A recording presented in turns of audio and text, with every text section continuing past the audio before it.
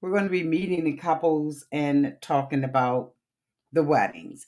So if this is your first time being here, please like, comment, and subscribe to the channel. And to all of my new subscribers, thank you all so much for hitting that subscribe button and joining this family.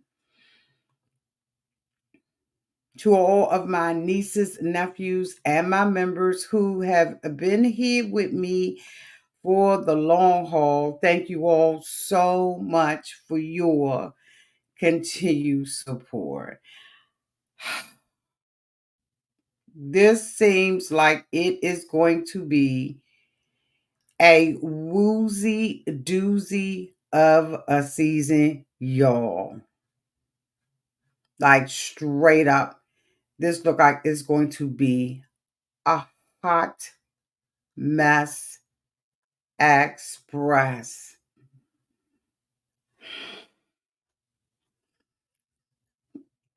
I'm gonna try to get into this, but I'm telling you. So for all of you all who were with me last year, I did not do it right. I decided that I needed a break. I'm glad that I took that break that I so desperately needed. I don't know what this is down here at the bottom. What is going on? My thing is not up there. I don't know what's going on, but I'm gonna continue on. So hold on a second, y'all, while I get everything up. I almost want to start the live over because for some reason my stuff ain't showing up. I don't know what's going on.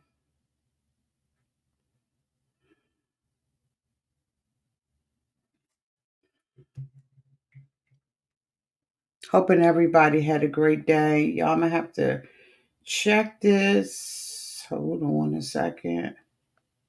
I need to do a little bit of checking. Hold on one second.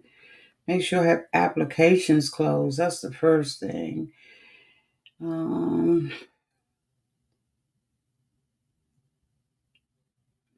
can y'all hear me?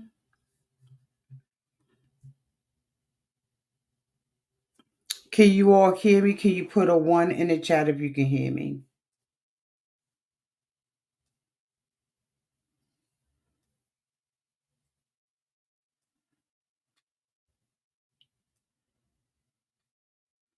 Okay, so there's a one, so you all can hear me. Okay, great. Okay. They had a lot going on last year, and it seems like they're going to have a lot going on this year. Last year, again, I needed to take a break from it.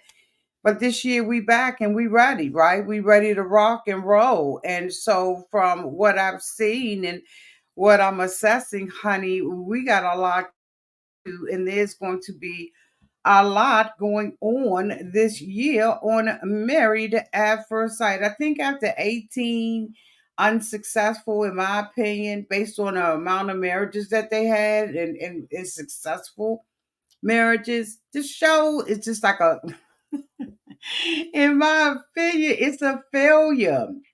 Um, I don't know how the judges pick these people, especially when you picking someone who is homeless. And then another person who says that they fly by the seat of their pants and they go whichever way the wind blows. I don't understand why you would bring a motherfucker on there who has already been rejected and moves to the city where you're filming in order to qualify. I don't like this right here. I don't understand it at all. And we're going to drag, and gag these months, okay? Like y'all, seriously, we are. I mean, we don't have any other choice but to do that, okay? So the first person that I want to talk about, okay, let me bring them up, y'all. I think I fixed through some of my little stuff that's going on. I don't really understand what it is, but something's going on. But we're gonna go head on and we're gonna push through because that's what I do.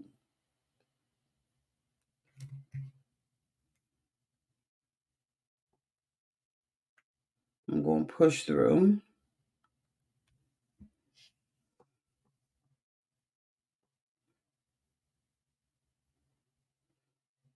Just one more second. Give me one more second.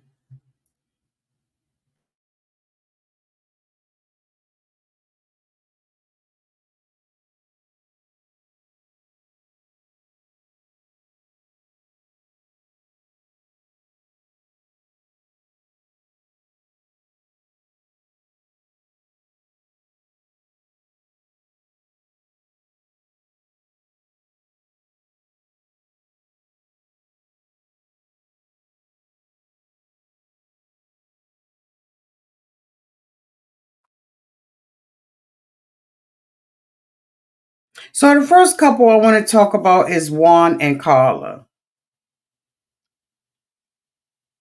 So the first couple I want to talk about is Juan. Okay, so I thought I shut that down. I didn't. I was doing some checks.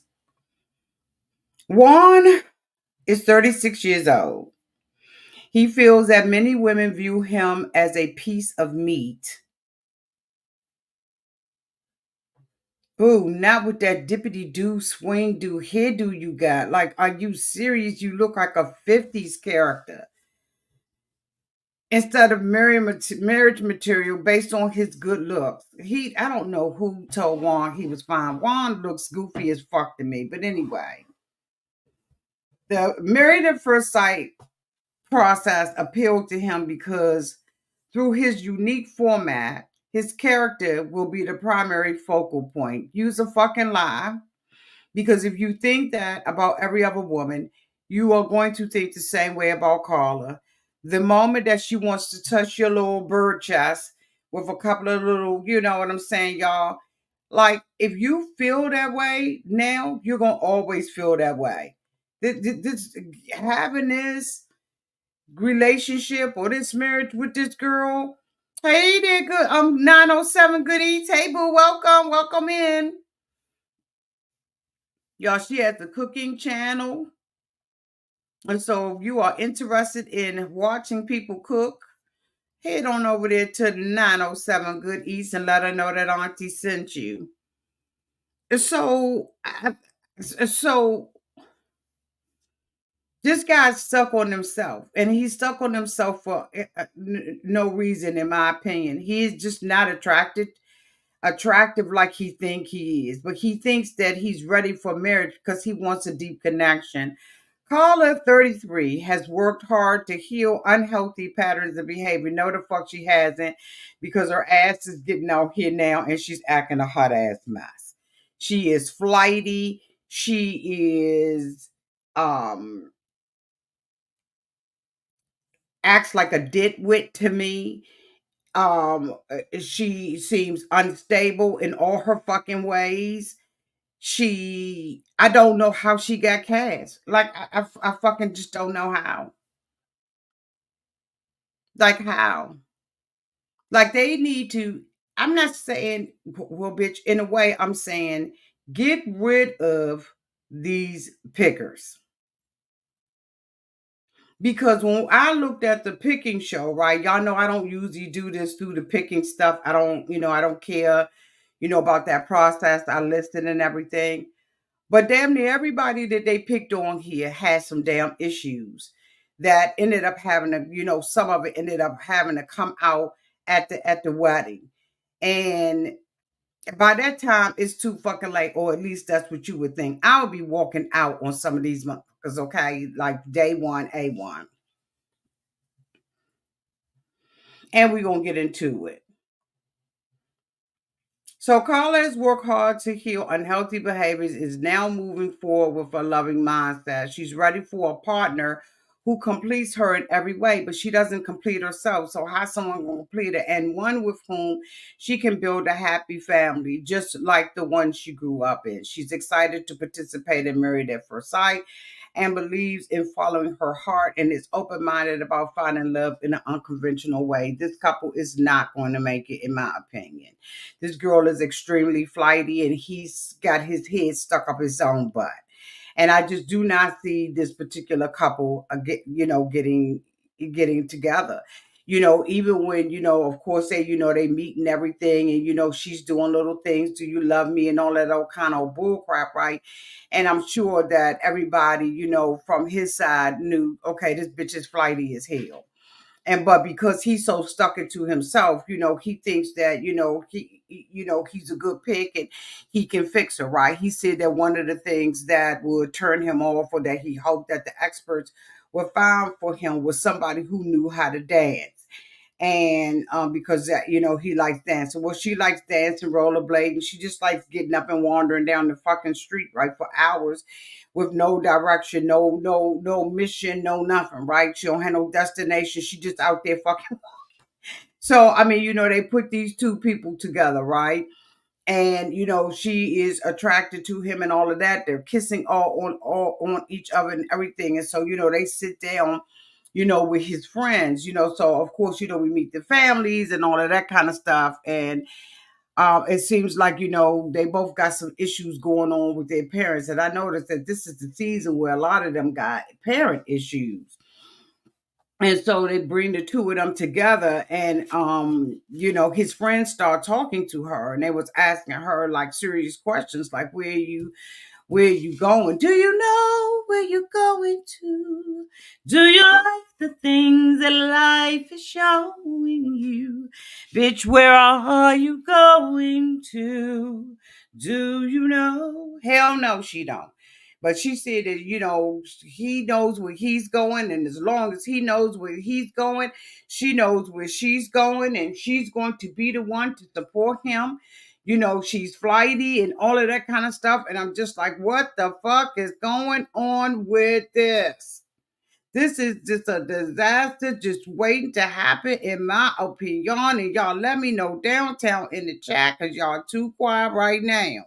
Okay. Wondering if y'all even watched the daggone thing. Okay. The next couple that I want to talk about is David and Michelle. Why did he make it? Why did they think that it was a good idea to cast this guy? So we meet David. David is 35 years old. They said, inspired by his parents' successful marriage, David aspires to find the love of his life through the married at first sight. After learning from past relationships and discovering reality, he feels prepared for the commitment of marriage. With contentment and self confidence, he believes that the experts can broaden his perspective. Michelle is 38. Michelle, okay, knows she is ready for marriage and is eager to find her soulmate in the married at first sight experiment after being single for the past 6 years. Although Michelle is open to having children, she will consider adopting or fostering due to her age. So, of course, we know that, she has a little job, she has her life going on, knick-knack, paddywhack, to give a dog a bone. Bitch, I don't remember what she do, but I know she got a job and everything. And they pair her up with this man who was living at home with his mama and his daddy.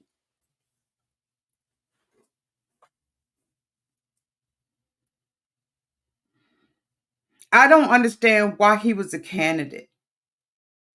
I don't understand how his daggone application went past go and collected $200. This is not monopoly. These are people fucking lives. So why in the hell did he ever even qualify? Even his friends was like, why the fuck is he here? Michelle seems stable and seemed like she got herself together, but I'm telling you right now, Michelle is going to leave him. Point blank serious, simple. Michelle is looking for something else. When Michelle saw David, you can tell by the look of her eyes that she was not attracted to him. And this motherfucker sits there and says she's blonde, and that's what I wanted. And she's got dark blue eyes. He said that so many times. I was sick of hearing him say that. You are looking for someone who you think matches your judge, but you don't even know that your judge is dated. You don't even know that you are completely disqualified by living in your parents' basement.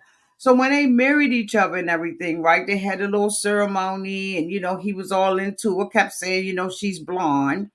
This is what I wanted and all of that. When they went to sit down, this motherfucker went into a goddamn confession booth.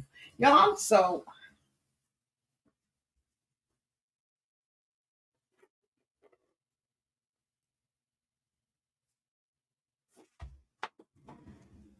He went into a confession booth. He asked her whether or not she drank.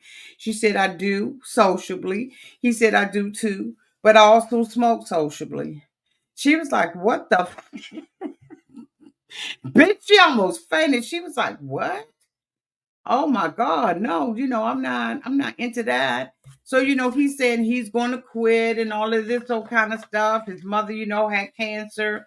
She used to be a smoker. She didn't say whether or not it was lung cancer or not, but, she just said, she had cancer and she stopped smoking. The father doesn't tolerate it in his house. This motherfucker, this guy is 35 years old. He said he told her that he was living in a daggone bar that he converted into a place, 2,500 square feet, but he was lonely in that month. So he decided that he was going to go back and move in his mom and them basement. And he said that this is something that he's voluntarily done. He ain't got to do it.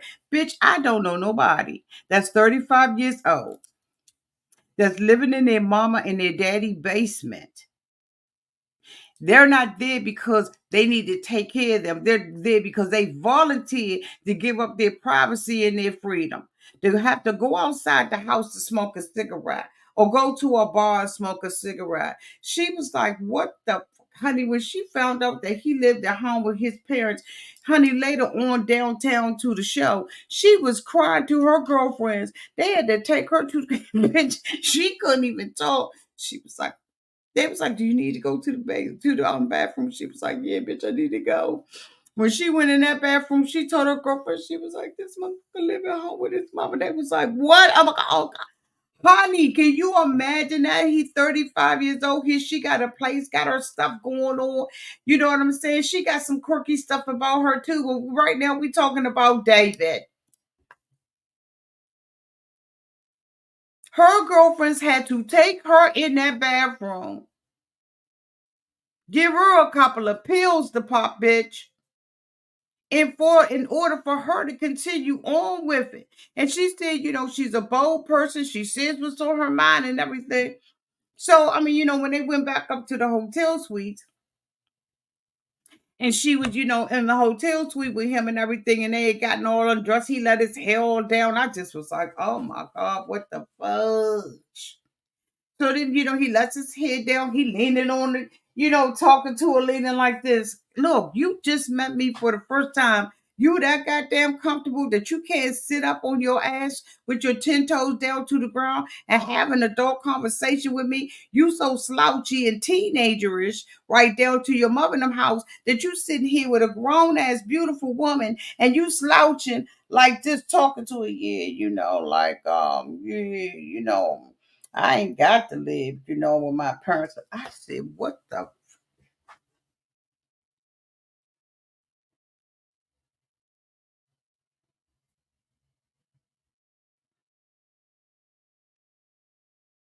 But she is going to have to depend on the strength.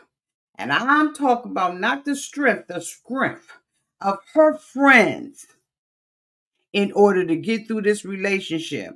Plus, allegedly, she got caught up into a little something, something, right? We won't be spoiling over here. But I'm just like, what? And you can tell she's not attracted to him, and you can tell that that's the only thing that he is with her. He doesn't bring anything to the table. Bitch, I don't care what kind of job he got. A man's man wants to live on his own and not down in his mama and daddy basement. And they fine with it. They was like, I mean, how do you feel? The mother and them talking to her like he bringing something to the table. He ain't bringing to the table. He don't even have a key.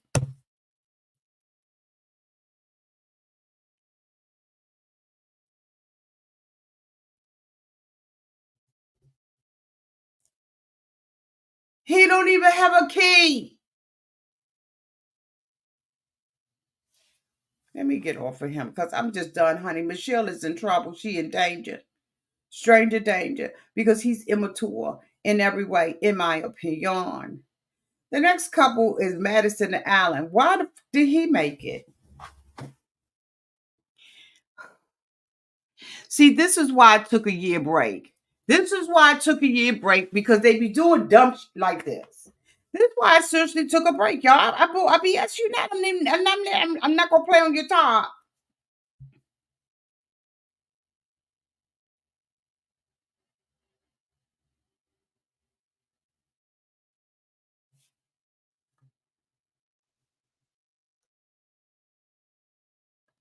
Madison and Allen. Allen is 35. He feels he's genuine, has a genuine nature. Well, who told you had a genuine nature? Vulnerability and unwavering commitment to making a relationship thrives makes him an ideal candidate. He's living in a motherfucking, oh, excuse me, y'all. He's living in a fantasy world. He's never seen a relationship work.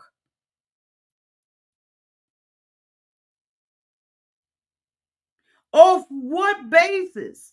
No, I'm not saying that just because you grew up in a broken home or you grew up with a single mom or a single dad or whatever, that you can't have, insight from other family members and other wedding marriages and stuff like that. But this bitch is going on. Oh my God.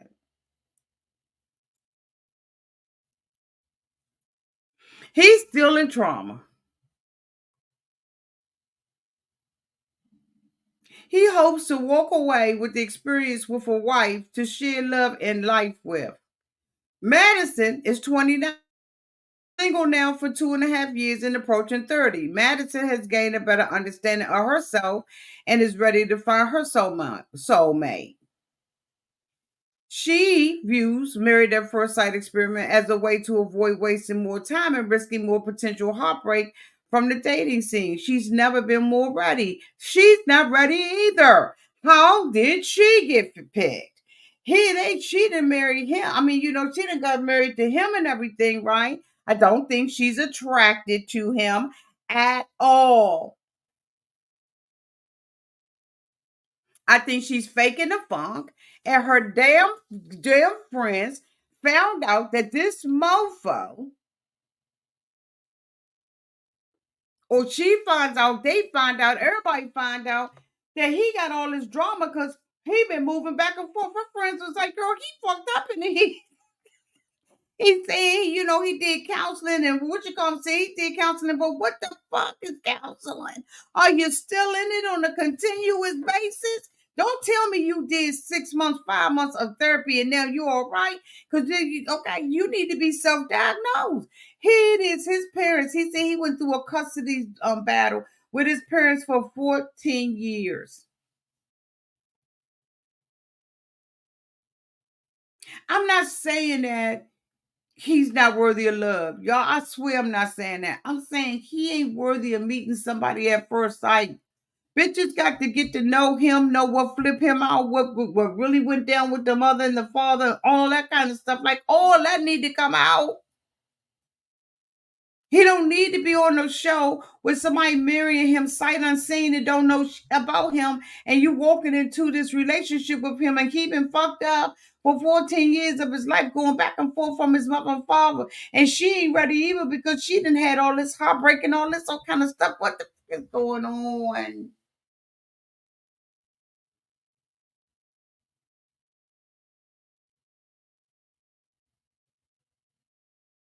And from my understanding, one of them cheats in the relationship, bitch.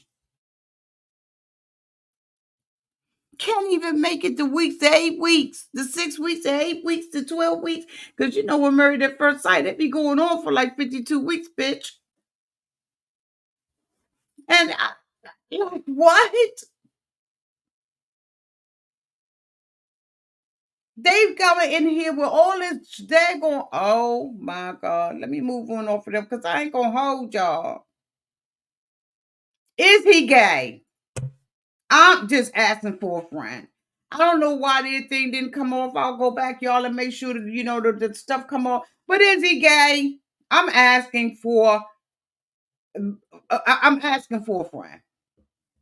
He came on here to sell a book, bitch. He came on here to celebrate, to sell a book, and she came on here to do Instagram reels. My man. I am going to meet like, girl, stop. She wants to do Instagram reels while he wants to sell a book. There is nothing genuine in this motherfucker. Excuse my language at all. Excuse me, y'all. Excuse me. Excuse me. He is reading poems out of a book, and she is falling on the floor for it. Let me give y'all some back. Oh my God, what the is going on? Like, they getting, like, we're gonna be dragging. Oh my God, we're gonna be dragging so hard this season. Emem, Ikechi, or whatever that child, having met the experts in Houston in 2020, he hopes that they can find him a soulmate this time. He's supposed to be a daggone teacher. He moves from Houston to Chicago because somebody advised him that they was going to be filming. So he transfers to another school.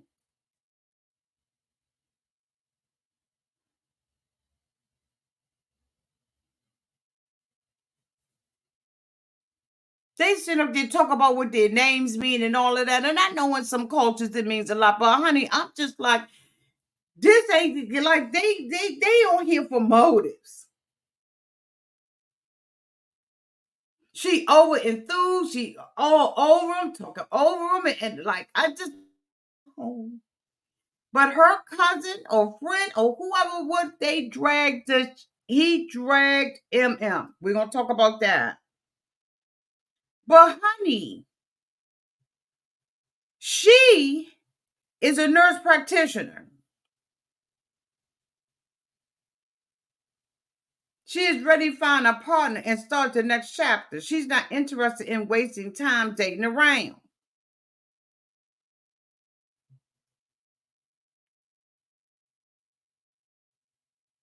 He was in a 9 year. Was it him that was in a 9 year? How long was he in the Raymond? Hold on.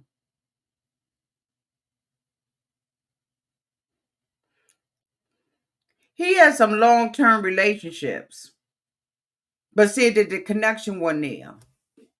The cousin said, why the fuck not? You say you want to be married. You had these good women and these good opportunities, but you ain't married, so you would do this? Now, mind you, the cousin don't know that the bitch didn't try it out for the show another time and got.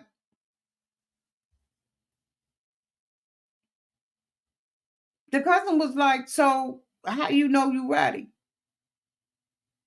He's sitting up there trying to think of something that he could quote out of his book. But the cousin was like, I don't trust you. I ain't got it to do. I mean, you seem like a good man. You made it here. You married now, but I'm going to tell you right now, I ain't got it to do with your ass. Because if you was in this long ass relationship, what the fuck happened? Why you can't land a woman and you got all this, that, and the other? I think you were fake. The cousin straight was, he was letting them know. And then you move from Houston. She finds out she got to ask him one of the first questions before they even pop a bottle. She asking him, so are we staying here? Are we moving back to Houston? Like, what the we gonna do? He's unstable in all his ways, and all his friends will talk about. And then during the wedding, he gonna have the dude get up there and sing one of his poems. I said, bitch, he's here to sell a book. Married at First Sight produces and cast and whoever, the grip man, the cameraman, everybody. If you turned him down in Houston, he gonna sit there and tell them they couldn't find him a match. No, bitch, they didn't want to find you a match. Red flags. And I'm sitting up here looking at him and I'm thinking, is he gay? Because if he is, tell the girl. That's all I'm saying. Ain't nothing wrong with being it, but make sure you tell her.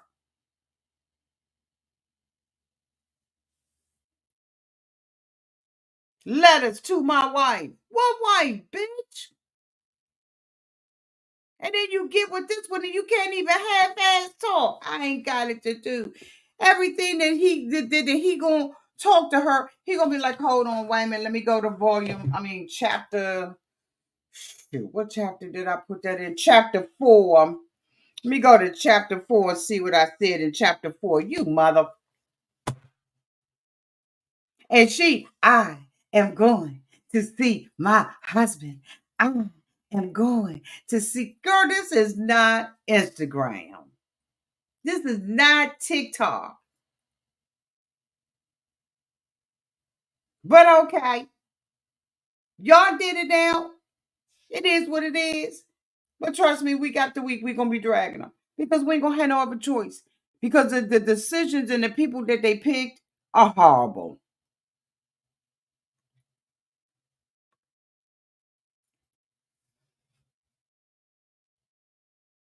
Camille started to turn around. Camille was a runaway bride. And Camille changed her mind and did not go with her better motherfucking judgment. Camille, you knew. Oh, you knew, Camille, that someone was telling you this ain't it. She went against her better judgment. She walked down the aisle and married this dude, twin. He just, in my opinion, did this because he don't get to hang out with his brother who done got married.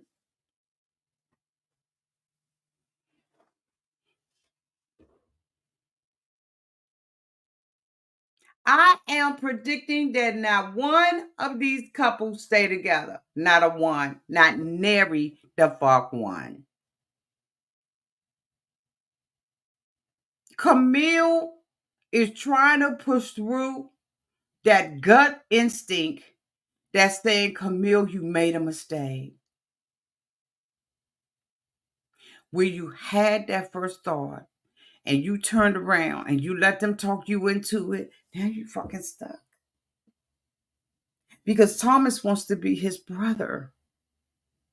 Thomas comes from an adopted family. He had his adopted mother, mother than his biological mother there. He said let me give you a little bit of background on their asses, okay?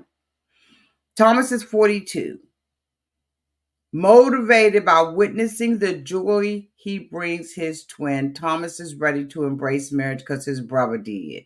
His previous relationship, he was in it for 9 years and cheated.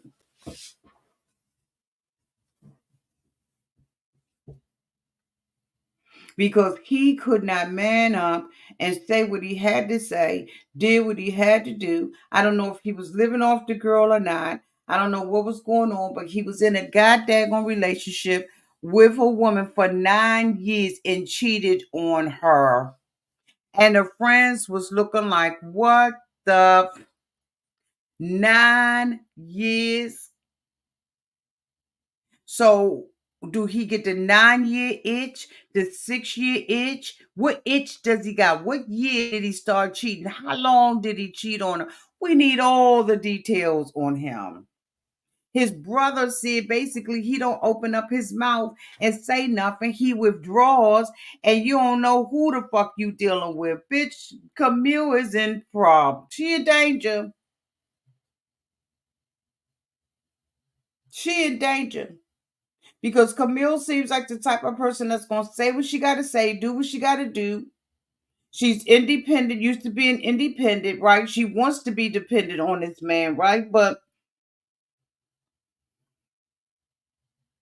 Camille is 32 and has established stability in her career, is now looking to plan for her long term future. She is ready to leave her independent days behind.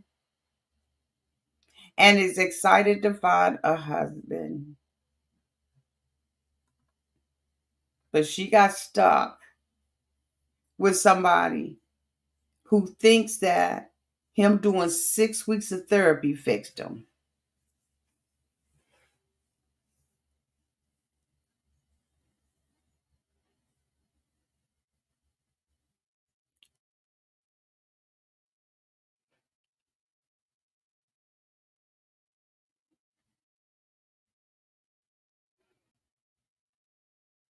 Stop. He does everything that's motivated by something else. His brother motivates him. He wants to hang out. His dad wanted him married. Everything he does is for or at the suggestion of somebody else. Her girlfriend was like, girl, he cheated. She was like, that was a time. And, what his brother said. Her girlfriend was like, all right, I'm going to let it go for now. And I think he's just, in my opinion, I just pick up dishonesty from him. Which is why when stuff get going and he don't have nothing to say, he retreats. And that's what his own brother said. He said, I would encourage you to take him out of that trance. Bitch, he be sitting there looking in there. He be in the trance in front of a fireplace. Ain't got no time to be babysitting no goddamn grown ass man. I ain't got it to do. Did I get everybody? Think I did. Let me make sure, y'all.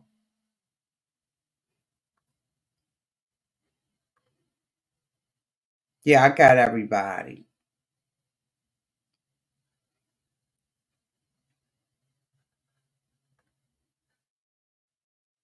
Y'all, what do y'all think?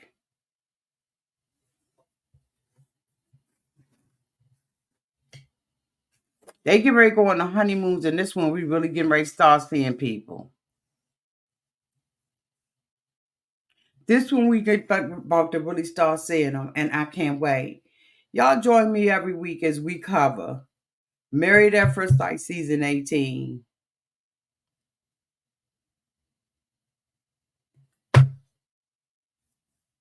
Because I'm too through.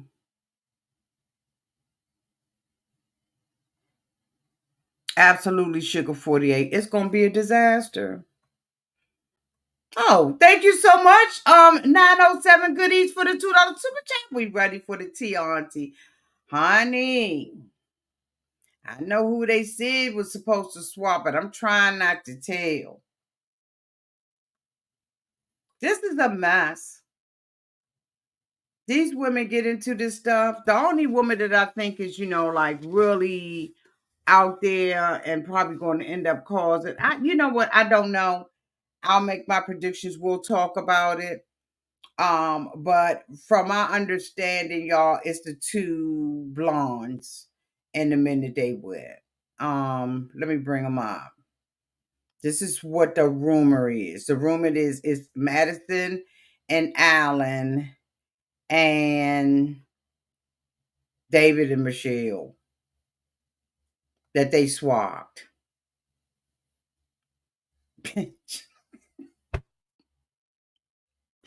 I can't, y'all. I can't.